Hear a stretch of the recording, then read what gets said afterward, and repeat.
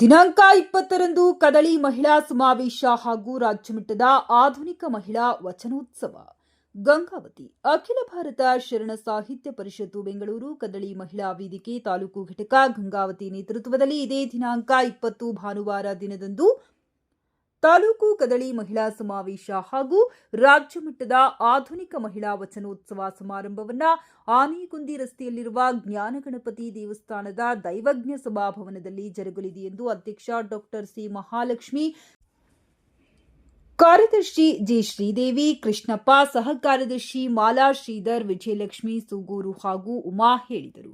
ಅವರು ಗುರುವಾರದಂದು ಕೊಟ್ಟೂರು ಬಸವೇಶ್ವರ ದೇವಸ್ಥಾನದಲ್ಲಿ ಸುದ್ದಿಗಾರರೊಂದಿಗೆ ಮಾತನಾಡಿ, ರಾಜ್ಯದ ಇತಿಹಾಸದಲ್ಲಿ ಪ್ರಪ್ರಥಮ ಬಾರಿಗೆ ರಾಜ್ಯ ಮಟ್ಟದ ಆಧುನಿಕ ಮಹಿಳಾ ವಚನೋತ್ಸವ ನಡೆಸಲಾಗುತ್ತಿದ್ದು, ತಾಲೂಕು ಕದಳಿ ಮಹಿಳಾ ಸಮಾವೇಶ ಆಧುನಿಕ ವಚನ ಕೃತಿ ಶಬ್ದಕ್ಕೆ ನಾಚಿಡೋ ಡೆಂತಯ್ಯ ಕೃತಿ ಲೋಕಾರ್ಪಣೆ ಜರುಗಲಿದ್ದು, ಬೆಳಗ್ಗೆ 10 ಗಂಟೆಗೆ ಸಮಾರಂಭವನ್ನು ಲಲಿತರಾಣಿ ಶ್ರೀರಂಗದೇವರಾಯರು ಅವರು ಉದ್ಘಾಟಿಸುವರು.